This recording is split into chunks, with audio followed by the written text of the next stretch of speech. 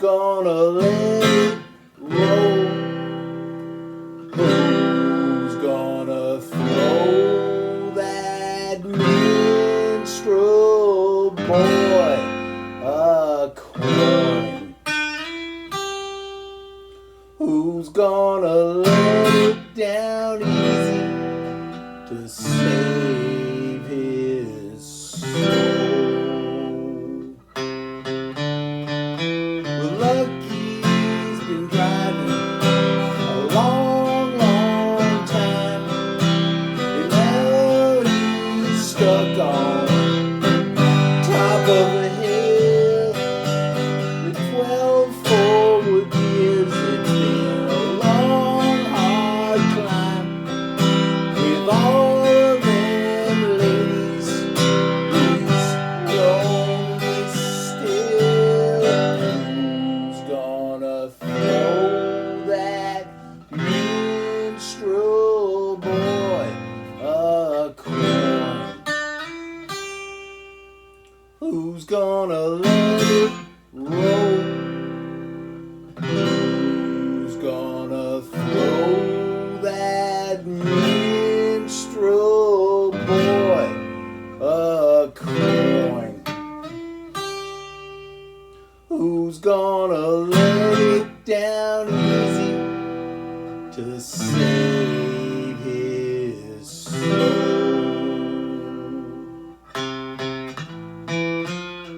Deep in number, heavy in tow, mighty mockingbird still has such a heavy load beneath his boundaries.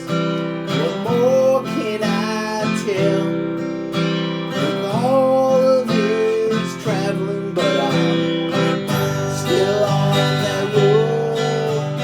Who's gonna throw that minstrel boy a coin? Who's gonna let it roll? Who's gonna throw that minstrel boy a coin? Who's gonna let it down easy to save his soul?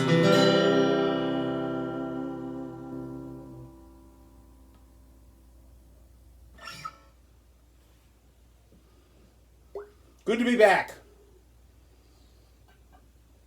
Been a little time. Kinda trying to get my mojo back, so to speak. Been working on a lot of songs. And before I come to do a song on here, even though it's still kind of a pretty loose affair, I like to have the lyrics down enough that I don't have to think about them, which I didn't really for this one. But these are like some horrible, nonsensical lyrics. But this is, of course, a Bob Dylan song, which I think is appropriate. Coming back from the basement tapes, of course, which is, that's what I'm going for. I kind of want to sound that way, which is just off the cuff and loose, free, loose. And but the first place it showed up, and I've got visual aids here. Well, I can't talk if I put that in my mouth, which may be preferable. So, we'll start at the beginning. This is from Self-Portrait, and apparently, I don't believe that is a self-portrait of Bob Dylan. I don't know, it could be. I'm sure that's right in the Wikipedia. I don't research this shit. But, just a great underrated album. Kind of weird. This was an album, he did a cover of The Boxer by Paul Simon, where he sang with himself, and at the time, being two prominent Jewish folk musicians, so to speak, there was Paul Simon, I guess, was a little self-conscious that he was actually poking fun at him. I don't agree. But anyway, great album. Kind of weird. And this was kind of that period coming back. He had just put out John Wesley Harding. I think this came next. But it was definitely a departure from the heady days of Blonde on Blonde and Highway 61, and John Wesley Harding for that matter.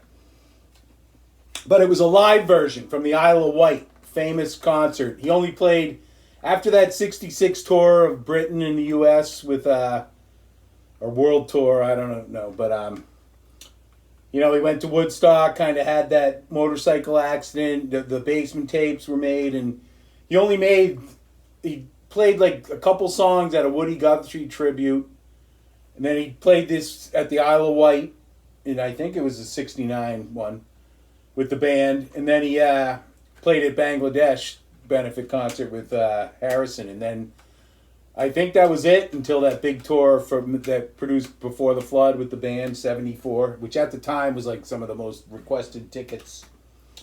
So anyway, but great live version, and just very ramshackle, and I love it, and it's songs like that. Like, I'm so deep into this shit that, Rolling Stone, Like a Rolling Stone is obviously a great song and a greater song than this. More lyrically coherent, or just a great song, and this is kind of a throwaway, but it doesn't matter. This is as fun to listen to and play and sing along to as Like a Rolling Stone. And that's all that matters. All this shit flattens out. There's no difference between Satisfaction and hearing Little by Little by the Stones. They're fucking both just great. And Little by Little is possibly a little more enjoyable because you don't hear it at all. So, and this is, of course, the famous basement tapes. Now, I remember getting all these. These were official bootlegs, or not official bootlegs, going into Harvard Square in Cambridge. It's a place you don't want to go now because it's inhabited by a bunch of losers rooting for Hamas. Yeah, we got to go there, dude. It's part of life, and you're part of Earth, so you can't be like, I don't care, or whatever. You can be, but it makes you a loser. But these were all just classic. And the sound of these is just crazy. Some of it sounds like the microphone was in a shoebox across the street recording them, And it's great. But, they were doing... This is kind of where, like, the Mighty Quinn came from, and You Ain't Going Nowhere, and Clothesline Saga, and shit like that. But they were also doing a lot of covers, like the Old Triangle, spelled A-U-L-D. Oh, that old triangle goes jingle jangle. And songs like that, just great shit. Great shit. Just people enjoying being together and playing music, which is really essentially what it's all about. And we're a long way from that these days. But, so that was where we're at right now in the story. Been a while, I'm a lot of practice. But then, the huge thing was when finally Dylan's fucking management or whoever's in charge of releasing shit, they got their eye on the ball now because they just put out everything and it's great. So this came out. This was the complete official bootleg series. What is it, 6, 7 CDs or something. Sounds exactly like this. And when I mean exactly, there was no like official tapes were better than what came out on the bootlegs. It is, and not in a bad way. It's still great that they did it officially and shit. And there was a few new songs. Like, for instance, the original version of Minstrel Boy was on here. And that's an original Bob Dylan composition. And it's totally different than the one you heard on the Isle of Wight. It's only like a minute and a half, and the lyrics are a little different. Which I don't think he worked on too hard, but not in a bad way. I mean, it's just kind of people having fun. Let me readjust that. I've got some cardboard from my placards here. Because I've got shit to say.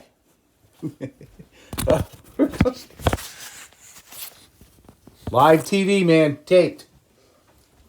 So that was just heady shit. And then this came out later. This is, that actually may be a self-portrait of Bob Dylan himself. I'm not sure. But this is some other guy. It's in the liner notes. I don't really care. This was another self-portrait, and it just included a bunch of alternate takes and other songs. And some songs from that self-portrait without, like, strings on them and stuff. Which I'm not a big fan of the orchestration and stuff, Really on any level. So that was great. And then I picked up this. This is, and you'll notice there's a slight difference. These are vinyl. But see, one says complete, and this one says Raw. And it's only 3 LPs, so I think it's a selection. I don't know that I've ever played it yet. I got it used. And that's kind of why I grabbed it. I'm like, all right. And that's a good one to have on vinyl because it's kind of all old songs. It feels like it was recorded in a crazy time. And this is a new book here. This Pledging My Time. And that's Larry Campbell. Plays with Phil and friends a lot. And Levon, he was in Levon Helm's band. And but this is all interviews with people who've played with Bob and knew him, like right from the early days to now. That came out like last year, I think. But like Ramblin' Jack Elliott and just a bunch of people who played with him, and just interviews about they might have only played with him on one tour or one album. And it's just interesting because, Bob Dylan, people are just so obsessed with him. And I try and keep it to the music. I'm not too concerned. Sometimes you'll hear like Blood on the Tracks was inspired by his breakup with his wife Sarah. But there's also people who say it's about his breakup with his manager Albert Grossman. So anyway, and but it's just good.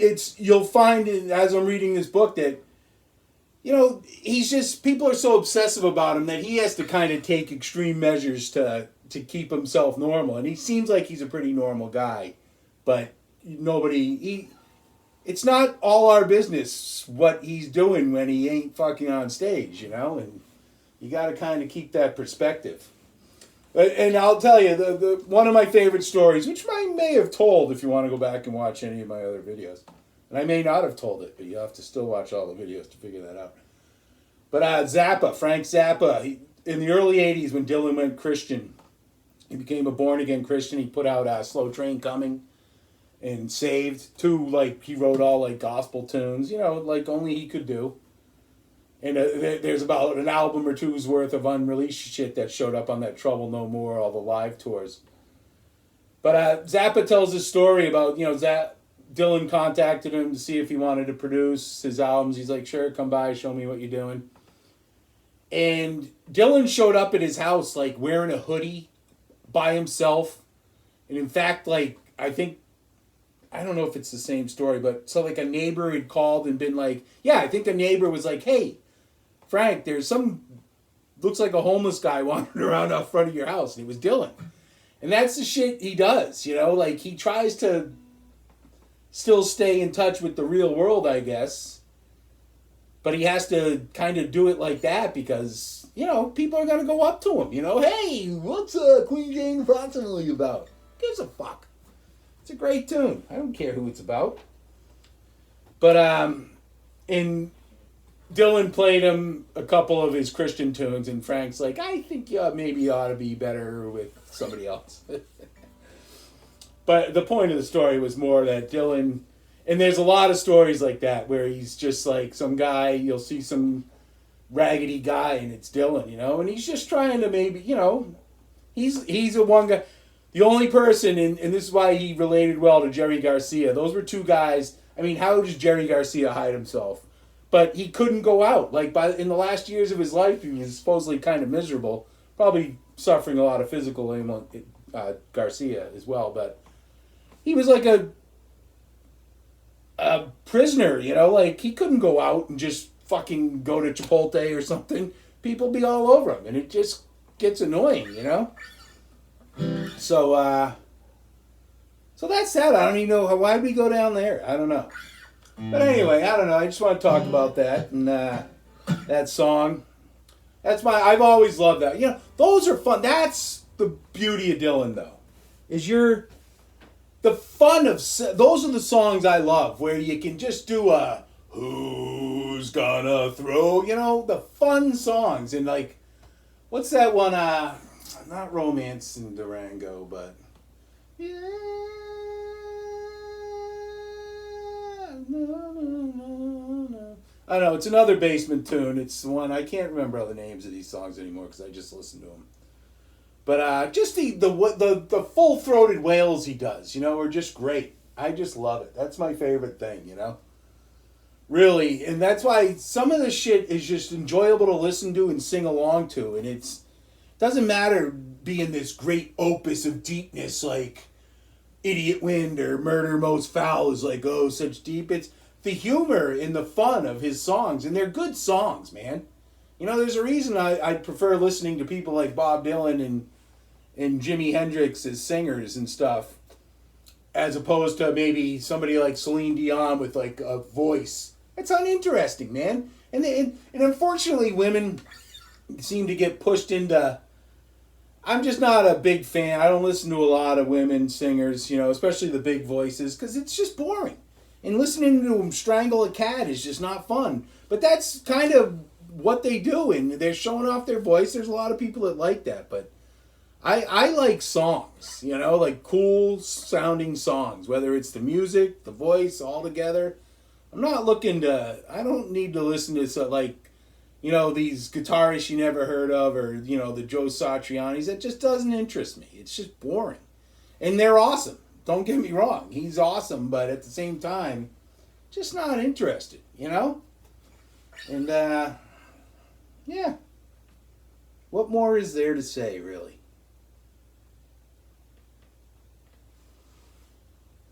Beer. That's good. I don't drink these often, but when I do, it's when I want one.